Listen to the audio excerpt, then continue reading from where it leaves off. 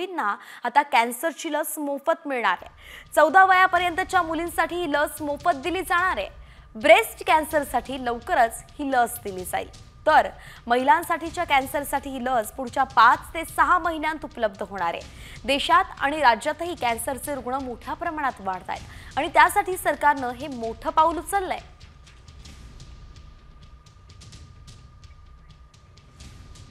प्रमाण एका बाजूला शहरी भागात आणि ग्रामीण भागामध्ये सुद्धा वाढतंय।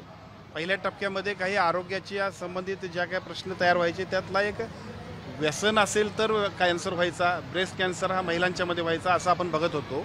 परंतु आज लहान मुलांपासून सगळ्यांच्याकडे ज्या पद्धतीचं कॅन्सरचं प्रमाण वाढतंय तो चिंताजनक विषय आहे आणि म्हणूनच मगाशी अर्थमंत्री आदरणीय अजितदादांना आम्ही विनंती केली आणि त्यांनी सुद्धा त्याला संमती दिली की राज्याच्या सर्व 0 ते 14 वयोगटातल्या मुलींना विशेषतः आपण या लसीची योजना राज्य शासनाच्या वतीनं मोफत करण्याबद्दलचा निर्णय सुद्धा शासन घेईल।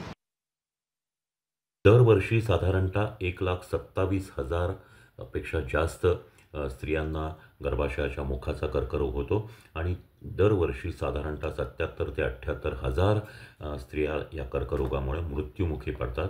भारत सरकारने 9 ते 15 वर्ष वयोगटातल्या मुलींसाठी गर्भाशयाच्या मुखाच्या कर्करोगाची प्रतिबंधक लस HPV लस ही देण्याचं ठरवलेलं आहे आणि ही अतिशय स्वागतार्ह आणि भारतीय स्त्रियांच्या आरोग्याच्या दृष्टीने खूप महत्त्वाची गोष्ट आहे।